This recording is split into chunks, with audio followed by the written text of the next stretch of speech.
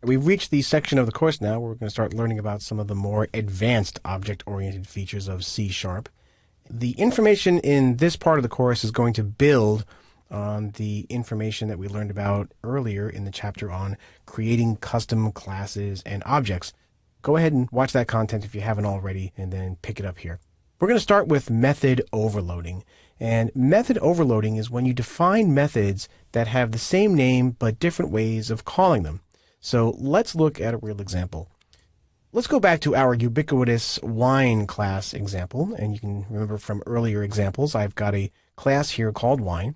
And I can declare some member variables like year, name, and price, as I've done in the past.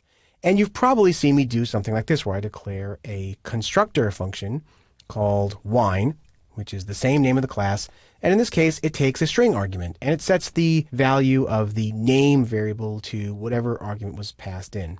That's great, but what if I also wanted to give people that are using this class a way to initialize the class or construct the class with both a name and a year?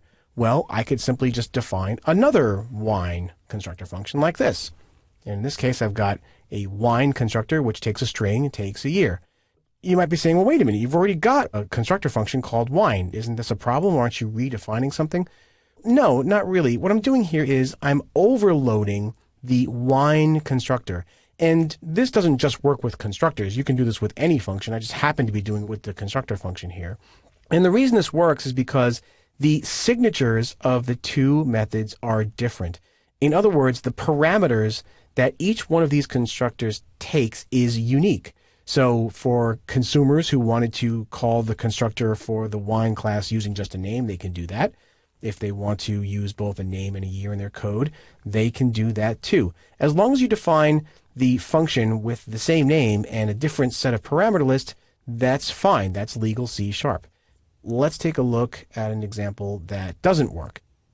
If I have a class and I wanted to provide two functions of the same name, here I've got a function that takes an integer and returns an integer, and I've got another function that takes an integer but returns a float.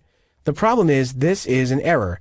The return type of the function is not part of the signature. It's the parameter list. These methods are not considered different by the compiler.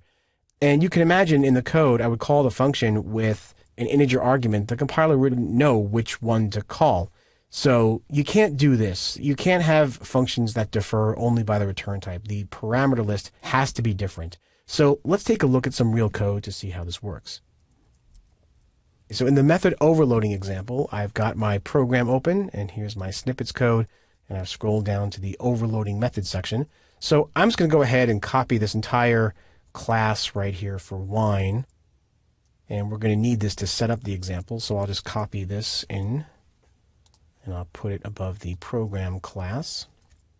Before I copy the rest of the code, let's take a look at what's going on here.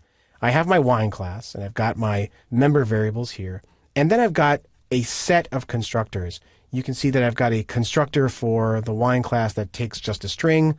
I've got one that takes a string and a year, and I've got one that takes a string, a price, and a year. So I've got three different constructor functions, so I'm overloading this function 3 times. Okay, now let's go back to the snippets, and let's copy in some code that actually exercises this. I'm going to copy that and put it into the main function. And we'll just put it in right there. You can see here, starting on line 35, I'm creating 3 wine objects, W1, W2, and W3, and I'm calling the constructor in a different way each time. For W1, I'm just passing in a string representing the name. For W2, I've got a name and a year, and for W3, I've got the name, the price, and the year, and then I've got 3 lines here that's going to write out the various parts of the objects. So for wine 1, I'm going to write the name and so on. Just go ahead and try this code out and see what happens. So you can see that when I run the code, for W1, I'm writing out just the name. For W2, I have the year and the name. And for W3, I've got the year, the name, and the price. Now, because I've overloaded these functions, I can call them with different values and different parameters. So for example, I've given the consumers of this class 3 different ways to build their wine class objects. So just the name and the year, and the name, the year, and the price. If I wanted to go back and change the way that I constructed W1, I can put my cursor in here, type comma, and you can see that when I type the comma, C# Express gives me a little pop-up that says, hey, there's 3 different ways you can call this function. You can see right here it's on number 2 of 3, but I can cycle through all of these. 1 of 3 is to call the wine constructor with just a string. Here's the version with just a string and an integer. And you can see since I put the comma in there, it's highlighting the integer in bold saying, hey, that's what I think you're going to type next. Or in the third case, I've got the string, the price, and the year. And again, I'm on parameter number 2 right now, so it assumes I'm going to type a price in here. But the point is that C# Express is looking at my constructor list and helping me choose the one that I want, and it's showing me what's available. I can choose to use either this version or this version. So let's go ahead and use the second version. I'm going to just type in 2007. I need to change the console.writeline as well. So I'll put this in here, w1.name, and now I'll do w1.year. And when I save and I rerun this, you can see I've got the name and the year that's being written out.